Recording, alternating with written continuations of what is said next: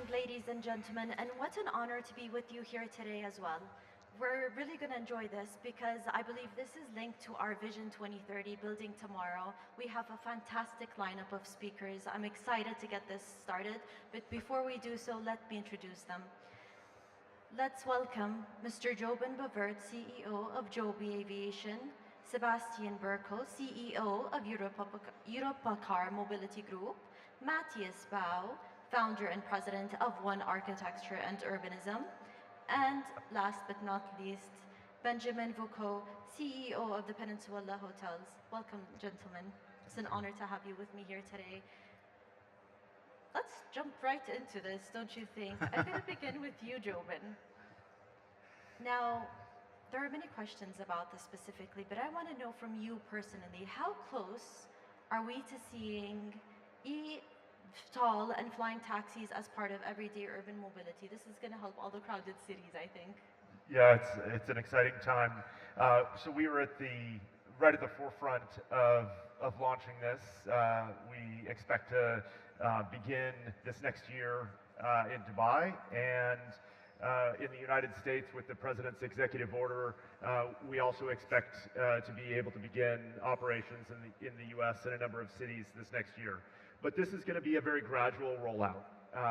We are in the process of ramping our manufacturing capacity, and it will take some time before this reaches scale and has the kind of impact that automobiles have on daily life today. Just to put that in context, today we produce about 100 million cars per year, and it will take time to ramp to the kinds of volumes that are going to be needed to make a significant impact, but we're very excited to be getting started and getting started now. I mean, I do have to ask a follow-up question. Do you think that the skies are going to be as crowded as the roads one day? One of the beautiful things is because an aircraft can fly so much faster than a car. You think about a car might average 20 or 30 kilometers an hour in a city. With an aircraft that's flying at 300 kilometers per hour, it spends much less time. In addition, because we're saving customers time, we're able to pool them together. And so one aircraft that you see in the sky might represent between 20 and 50 cars on the ground.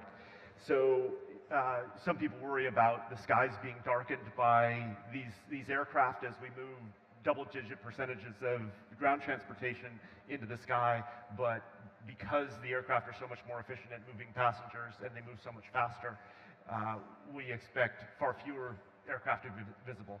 Well, that's good to hear. Thankfully, we're not going to see crowded skies as well as crowded roads. Mr. Sebastian, I'd like to talk about the Europcar. So you're reimagining mobility to help cities reduce congestion and emissions while improving accessibility. Tell me, how is that? So, yeah, let me, thanks for having me. Let me quickly introduce myself and what we do just to set the scene. Europcar, I'm the CEO of Europcar Mobility Group with several brands, and we represent the largest car rental company in Europe. Now, this is the very traditional car rental as we know it, and as everybody in this room I think can imagine, this is undergoing a massive change. Not only the industry, but the cars in itself, how they're being driven, all of that is in a constant evolvement, I want to call it right now, and this is very closely tied to city urbanization, etc. So to your question, I think we have to start by acknowledging that everything around this planet is very different. So we cannot just say, this is how it's being done in New York. We were talking about a little bit before this discussion.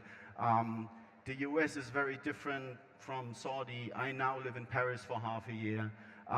You don't even want to own a car there anymore. So how do you make it work? So we're no longer considering ourselves to be a car rental company. We see ourselves as mobility provider. And this is, to me, clearly the direction where this is going. This is mobility as a service. So on my phone, I have Netflix, I have Spotify. I don't own this anymore, as it classically used to be. I'm now just going on an app and I receive the service, whatever I'm in need for. My kids don't even understand anymore what radio is. Like, we're sitting in the car, literally driving around, and she's like, can we not listen to something else? I'm like, no, this is radio. And she asked me, so what is that? And I'm like, there's a guy who chooses what you have to listen to.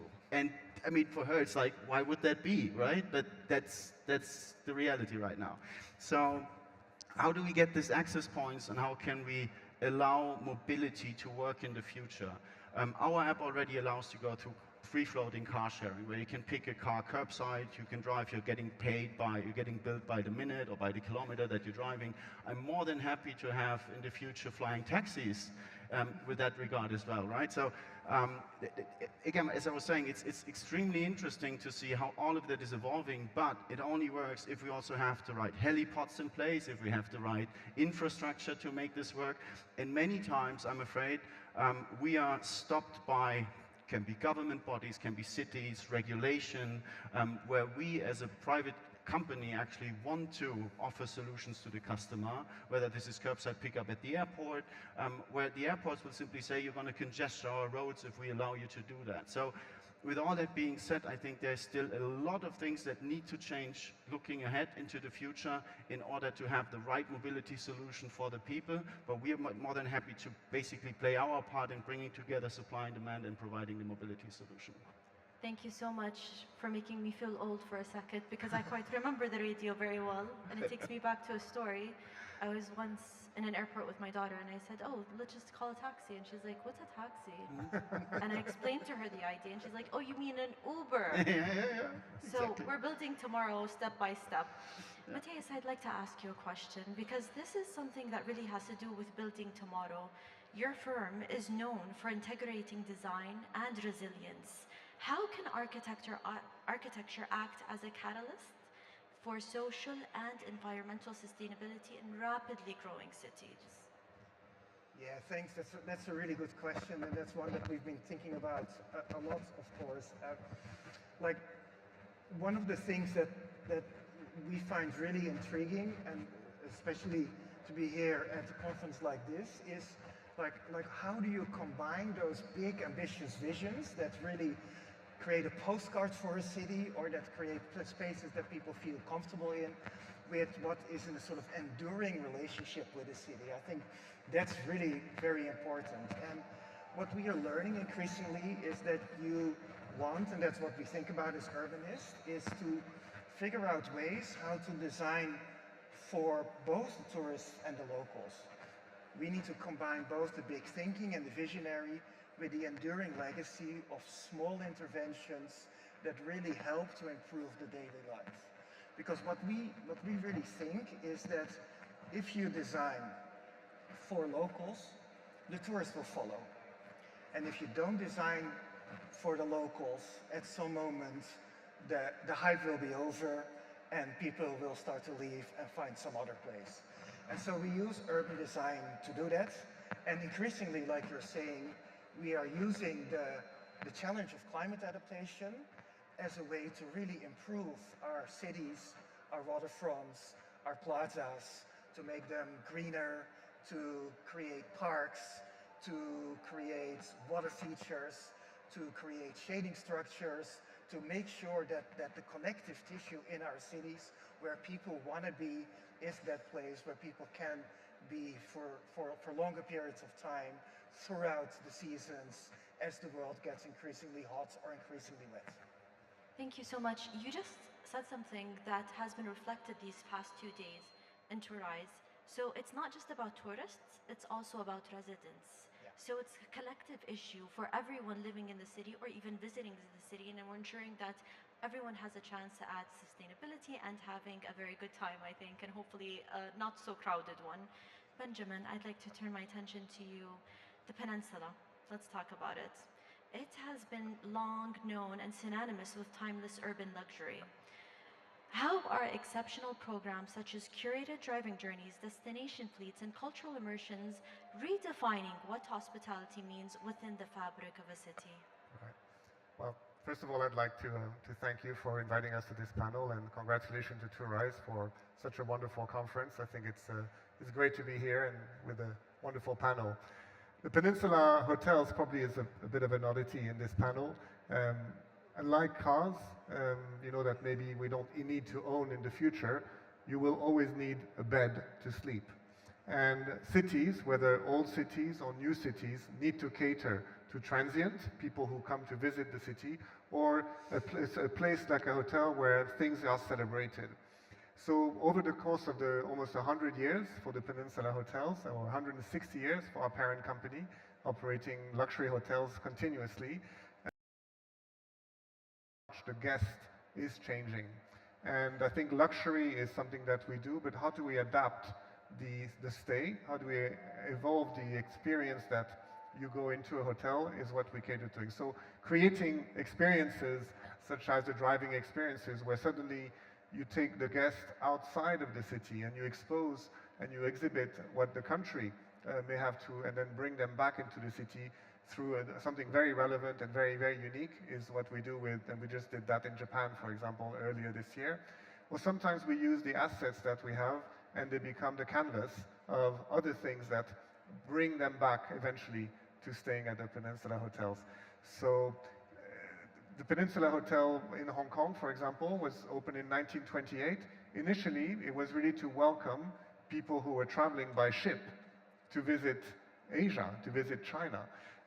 Of course, today, ways of traveling have become very different, but the role of a hotel has evolved.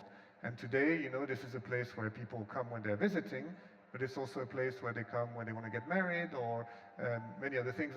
A colleague of ours in the hotel industry this morning reminded us how many babies are made in hotel beds.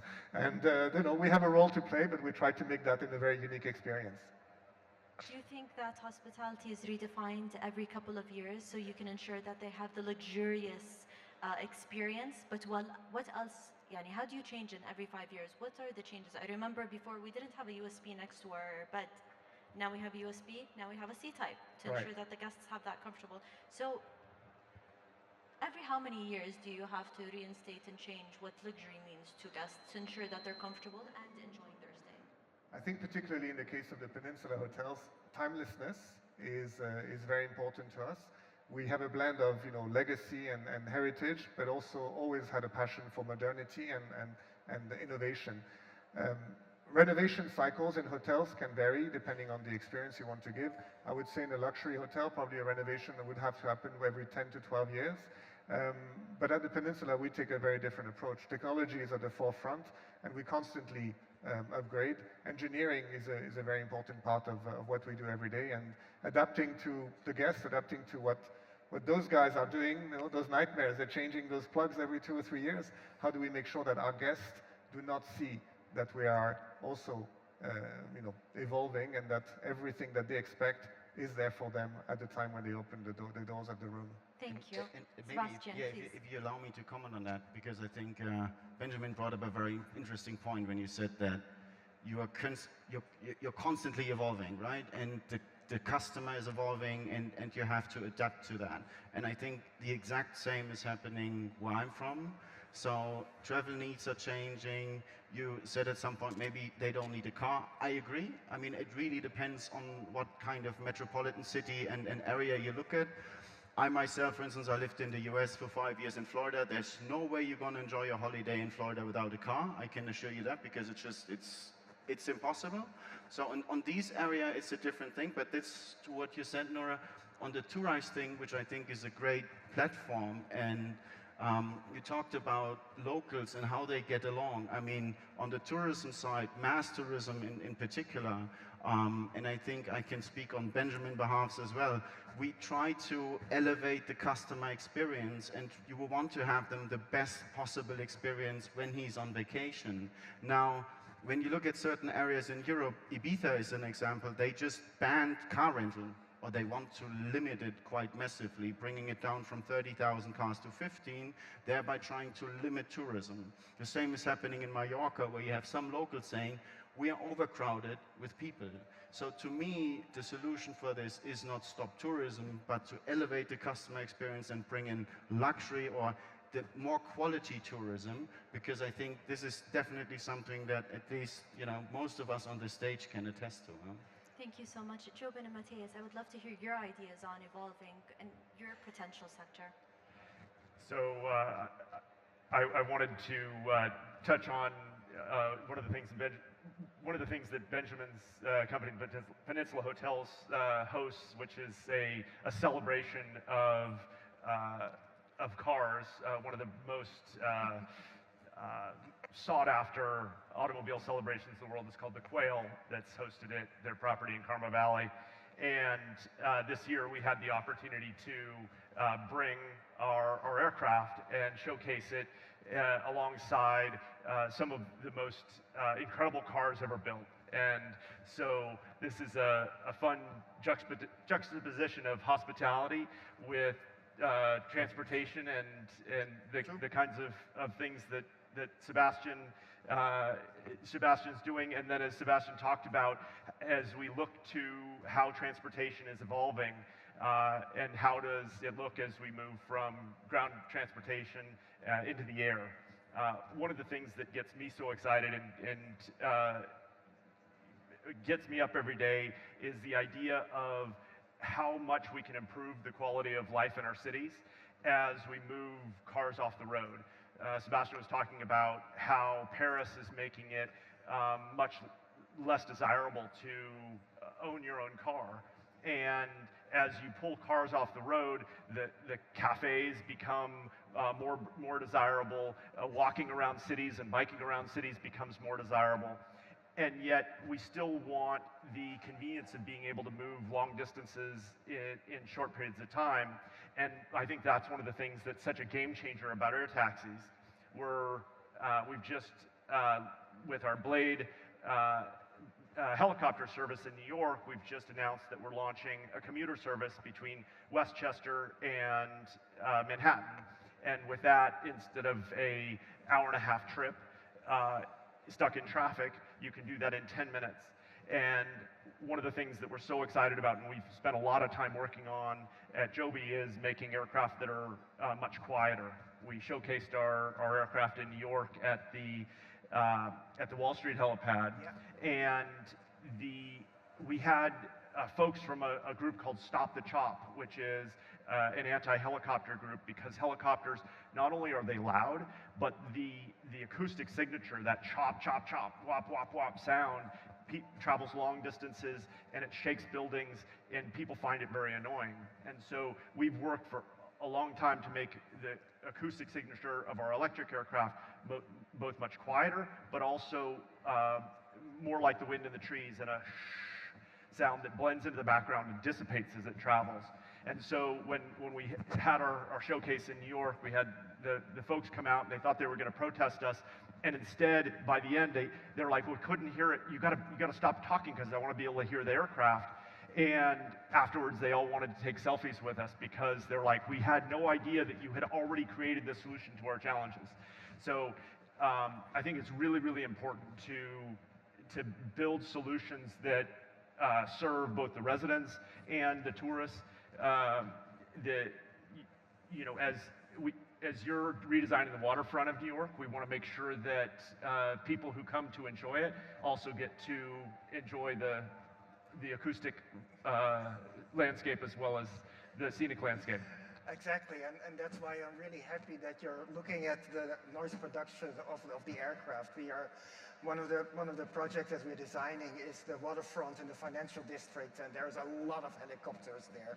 But one of the reasons that we as a firm specialized ourselves in climate adaptation, I think there's sort of three reasons. One, of course, climate change is one of the, or if not the most pressing issue of our time.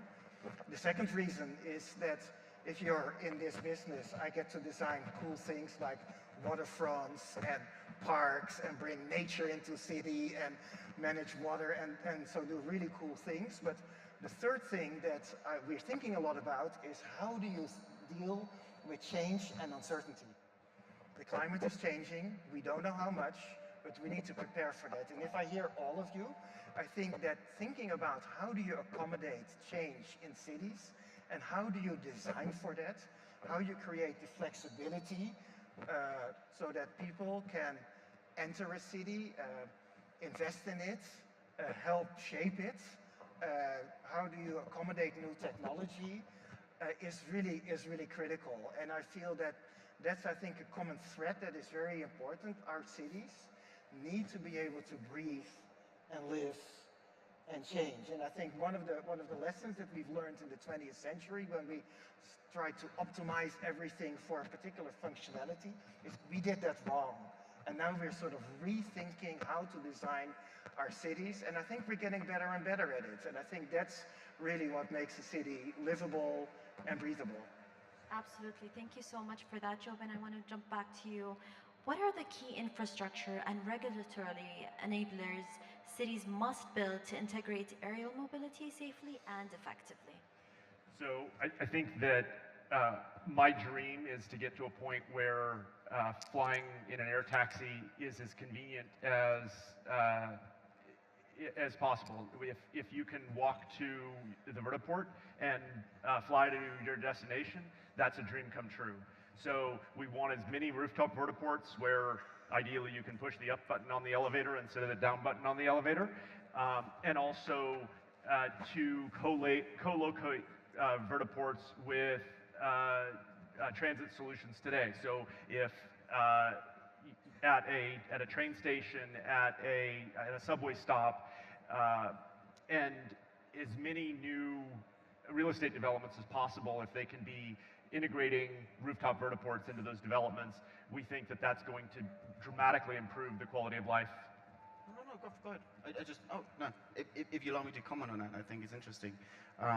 Again, we were talking earlier, and Matthijs is living in New York, and I said, look, the car that you own, it's probably not used Monday through Friday, and he agreed. He said he needs it over the weekend. So what can we do with this car Monday through Friday? Well, we could put it to use in kind of a car-sharing environment. And when I hear you talking, I think about that's a use case. Again, I think it differs, and we have to look at it case by case. This is more for a longer travel. I'm not getting into one of your flying taxis, whatever we want to call them, for just a kilometer or something like that. So there needs to be a minimum distance traveled, which then again has impacts on what's the micro environment that I want to live in, because I still need to get my day-to-day, how do I commute within that area?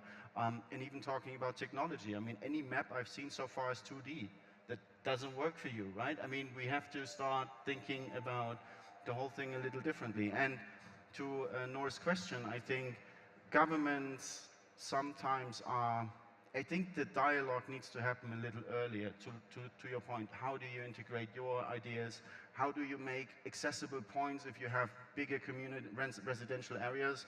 Like I assume you live also in a bigger apartment complex. How do we make your car available to the people who are entitled of that sharing concept? Or do we want to open it to the public? How do they get in without having people in that you don't want to have in? So all of these things needs to be answered from a more general perspective than just saying, well, we would like to have that solution. I think we can all agree that not being stuck in traffic is a dream come true, right?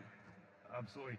And on with the Peninsula hotels, Sir Michael from the Peninsula Group has been visionary in terms of many of the Peninsula hotels already have vertiports integrated into them, and so that's an incredible asset, and we hope to. That's why I love being on a panel with JoeBen, because he's promoting the Peninsula hotels. I don't even have to do it. Well, thank you for that. We'll get to that question shortly, but first I want to ask Matthijs a question, because your design principles ensure that climate solution and adaptation, and also they have the beauty, coexist in major urban projects, especially waterfronts. Are they at risk from rising seas, do you think? Many waterfronts are, and we don't know by how much the seas will rise, and that's one of the big challenges. But what we have seen in New York, we came there in the aftermath of Superstorm Sandy, that of course much of the lower Manhattan coastline was flooded. And then in the aftermath, they thought, well, we need to start protecting these coastlines. And then we came in and we said, well, why build a flood wall if you can also build a park? And there's a number of things that are much better about a park than a flood wall. It integrates better with its environment. It creates an experience on the waterfront, an experience for everybody. But a park is also more flexible and more easy to adapt. So we designed the park such that if sea level rise continued to rise, we can elevate the park a little bit more. And it's those type of interventions using this combination of what you call constructed systems and natural systems that help us to adapt in a relatively flexible way, because you don't want to have to invest at the front end for an uncertain long-term future that you don't know if it will be there in 2100 or in 2300. Absolutely, thank you so much. Benjamin, going back to the Peninsula for the 10th time, let's ask about, as cities compete to attract global travelers, how can hotels serve as ambassadors of local culture and identity rather than isolated luxury spaces? And I'm pretty sure you have plenty of ambassadors that are speaking about Peninsula without having to pay them. That's right. I think it really boils down to what is the role of the hotel in a city, and how a hotel can blend the relevance of the destination for people who are coming to visit the city, but also acknowledges and plays the codes of the city. There's different ways to do that. We talk a lot about transportation, and the Peninsula Hotel is very renowned for its fleets. We have the largest fleet of Rolls-Royces, which are all in this Peninsula green. But not only do we have Rolls-Royces, we have also in Manila a jeepney, which is a local transportation. In Bangkok, we have a tuk-tuk.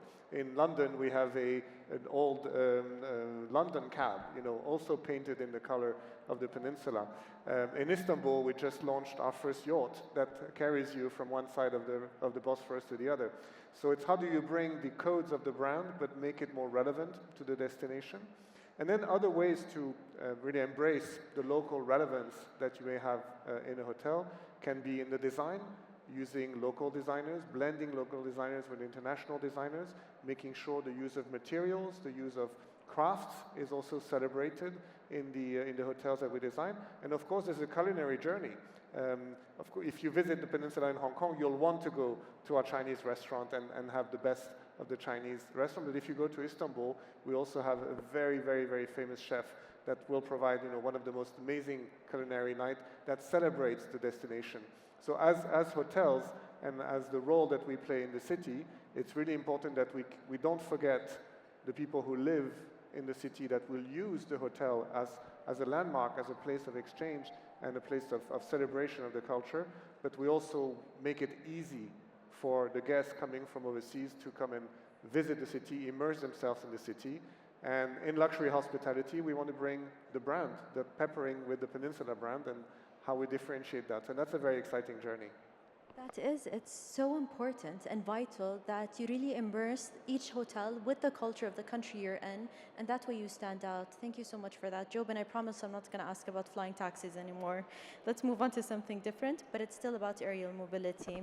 Can you tell me how it would complement ground transport rather than compete with it? You did speak about it briefly, but again, overcrowdedness and traffic really is an issue around the world. Every city, most cities, large cities, are really fighting against it and trying to find solutions.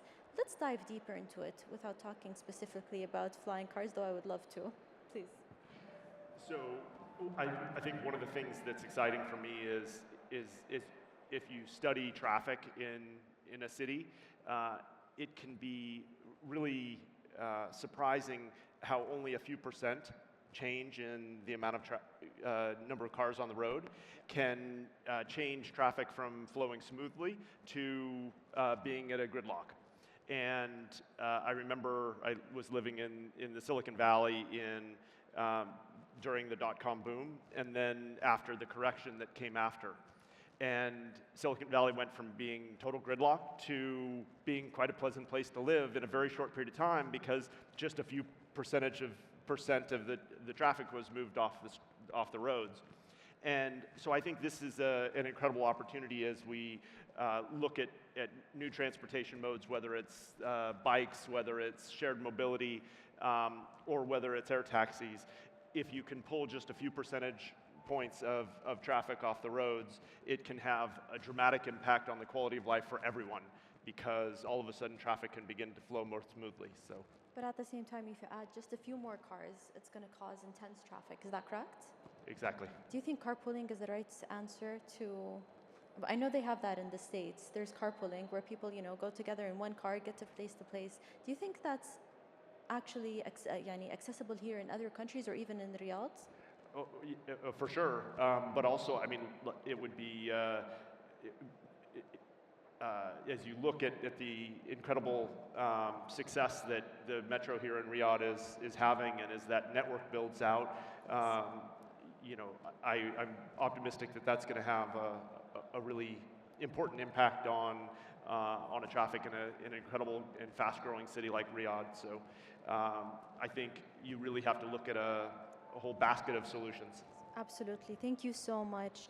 Sebastian, how can public-private partnerships ensure the success of multimodal networks and connecting micromobility, EVs, and public transport? I come back to your question if I just can comment on what has just been said. So when we look at what Johan just said about reducing the amount of cars, and in the beginning I said, well, moving to Paris, it's quite a chore to own a car, and also what Matthijs was saying, and knowing that you're from Amsterdam, I mean, it's amazing to see, and the same from Munich, where I'm originally from, how basically parking spots are being taken away, converted into bike lanes, which again makes it much harder for people to own a car living in the city center, in the center. So is that a threat for me as a car owner? I don't think so, because you're still going to need a car, but you will need it at different times. You will then maybe need it over the weekend, when you drive your kids, when you go shopping, when you want to buy furniture, something bigger that you cannot transport in something small. So yes, there's definitely justification in a different use case. Basically, when we move away from the assets that we don't just park, but we can put it to use, I think there's a huge economic value in that per se as well. And I don't know if you want to comment on the Netherlands case, but I think it's pretty impressive what's happening there. Yeah, and I think a city like Amsterdam, where I'm from, would not be able to function right if we let the car run rampant. And what we have seen in Amsterdam, of course, there's an incredible modal share of bikes, which is fantastic. Tourists really enjoy that. Amsterdam bikers hate the tourists on the bikes because they're not very good at it. So it also brings some conflicts that we're trying to resolve there.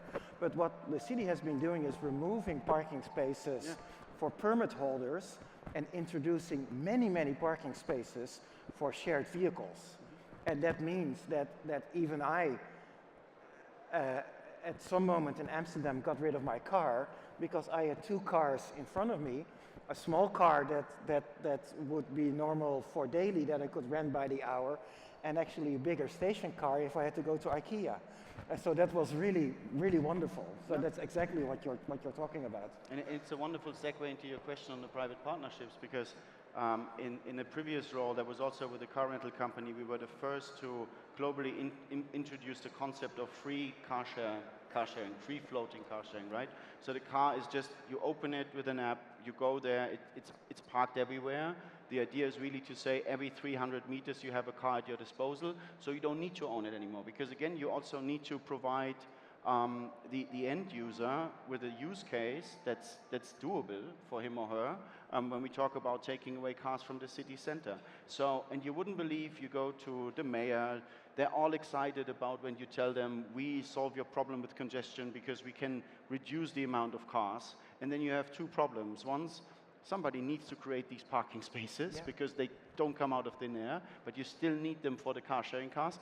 And in the beginning, the user hasn't adapted his preferences yet. So they're still going to own the car, they're still going to congest the car, the road. And on top of that, you need to create extra additional car spaces. And that's kind of the transformation process that's sometimes very hard. And I can only invite government bodies who have problems like that. I think private companies are great at finding solutions because that's what we do every day on a constant basis. Sometimes when I talk to government bodies, I get the impression that giving out intentions is very easy, but then making it concrete and make it happen sometimes takes a lot of time. So to start that dialogue as early as possible in order to find joint solutions, I think the one way to make it happen. Absolutely, thank you so much. So the rule of the decade, Benjamin, if you could embed one principle, policy, or even design to rule into every major urban project over the next 10 years, what would it be? I think it's a wonderful question, particularly when we see how the kingdom is evolving. I've never seen so many cranes in one city. I think there's over 80 cranes or 100 cranes at the moment between the different projects that are going on. And really it kind of puts yourself to say, what is it going to look like? And one way everything can look out the same could be a modern building, could be a very, very interesting place to meet. But I think my answer to your question would be making sure that we involve the communities and that we bring back the culture, the local culture, in every new city that's being built, in every new center that's being built. I think what Riyadh is doing with the parks, for instance, and bringing back parks at the center of the city and making the local community come back and use those parks and create that sense of community is going to be very important. So it would be all about local culture and bringing the community to make those uber modern or uber special new developments very relevant for now and for the future generations. Thank you. Gentlemen, I want to ask a question for all of you, and I think this is so important for this session. If you can reimagine what tomorrow looks like in your respective sectors, what would it be? Please, JoeBen. Well, I'm extremely excited about the idea of being able to move humanity into the air for our daily transportation and give people access to more opportunities to make them more productive, to make cities more productive. And so I'm excited about bringing air travel to our daily lives. For me, look, I consider myself to be a mobility provider, right? Looking at AI and what it brings, in my dream world at some point, you wake up and somebody knows already what you want to do anyway. So the car driving me to the office is waiting outside already. Whenever I have a need, I can either get a flying taxi or whatever. To have this integrated and kind of a seamless experience for me as the user who needs to get from A to B, that for me would be ideal.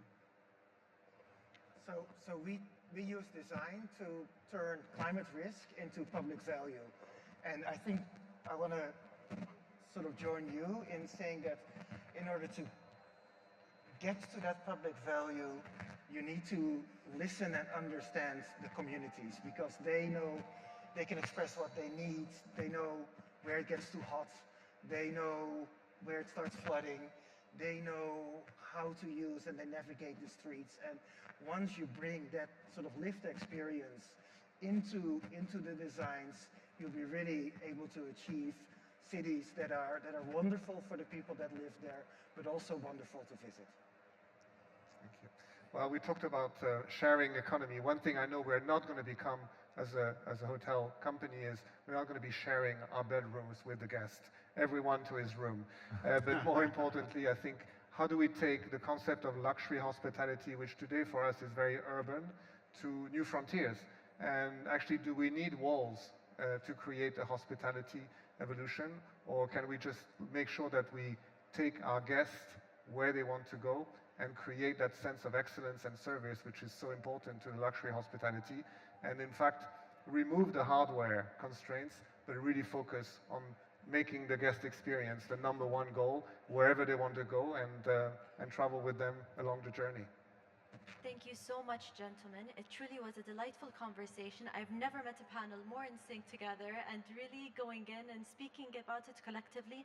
And this is truly what TOURISE represents. Thank you for being here. Ladies and gentlemen, I hope you enjoyed it as much as I did and hopefully took some key takeaways. Thank you all. Thank you.